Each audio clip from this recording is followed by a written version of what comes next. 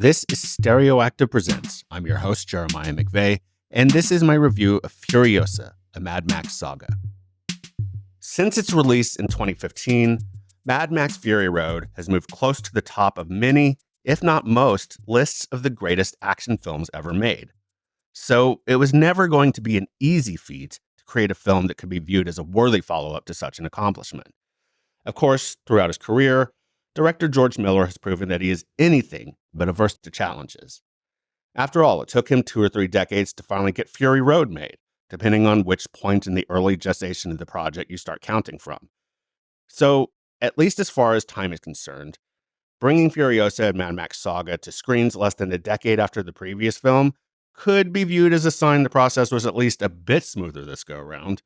That said, reports on the production of Fury Road make it pretty clear that it would be hard to outdo the difficulty of that past endeavor.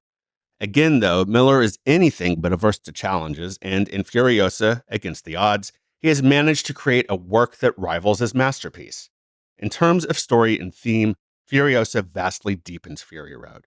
Part of the way it does this is that it takes a sort of incidental yet incredibly important elements of previous entries in the franchise and moves it more front and center thematically than it's ever been before.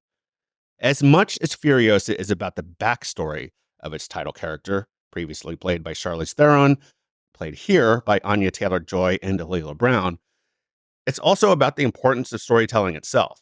With that in mind, it makes a certain sense that, unlike other Mad Max films, this one features delineated chapters with titles telegraphing what's to come and imbuing the internal plotting and characters with a sense of thoughtful importance. The key to this meta element of the film's storytelling about storytelling is a climactic scene between Furiosa and her antagonist, Dementus, played expertly against type by Chris Hemsworth. Do you have it in you to make it epic? He goads her. And perhaps this is an oblique comparison, but it immediately made me think of the scene in Steven Spielberg's The Fabelmans, when that film's protagonist got this sage advice from one of his filmmaking heroes, John Ford, about how to frame a shot. Now remember this. When the horizon's at the bottom, it's interesting. When the horizon's at the top, it's interesting. When the horizon's in the middle, it's boring as shit. The point of both, within the context of the respective films, is that approaching something straight on may get the job done, but it's often not the most fulfilling way to go.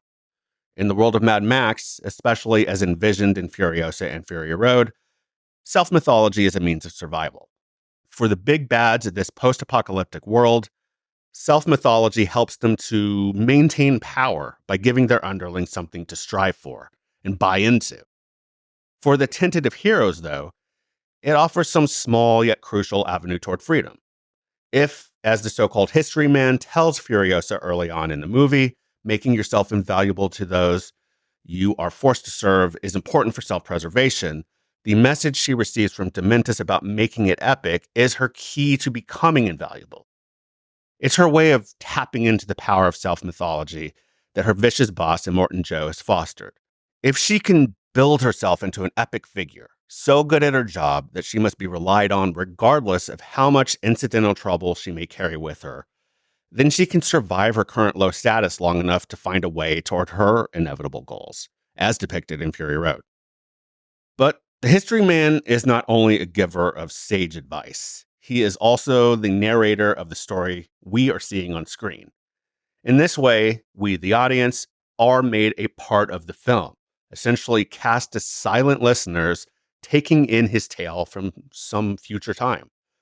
This is not the first time the franchise has used this trope, but it is arguably the most self-reflexive and effective. Ultimately, what we're left with is perhaps the most thematically, emotionally, and dramatically complicated Mad Max film of all.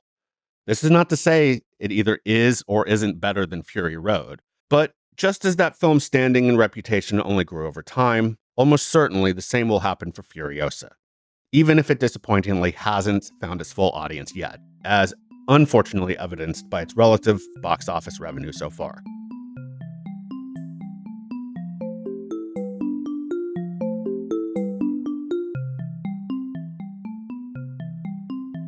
Thank you for listening to Stereoactive Presents. The music in this podcast is composed by Hansdale Hsu. My name is Jeremiah Lee McVay. If you like what you hear in the show, please rate and review it in Good Pods, Apple Podcasts, Spotify, or anywhere else that allows that. Doing so helps us to expand our audience, and it's much appreciated. And please follow us wherever you happen to listen to podcasts. Every little bit helps, and like I said, it is truly appreciated.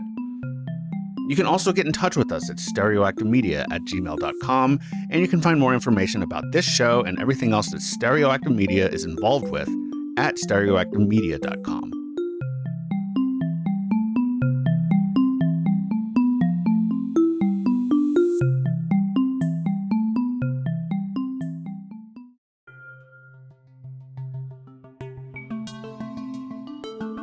This podcast is produced by Stereoactive Media.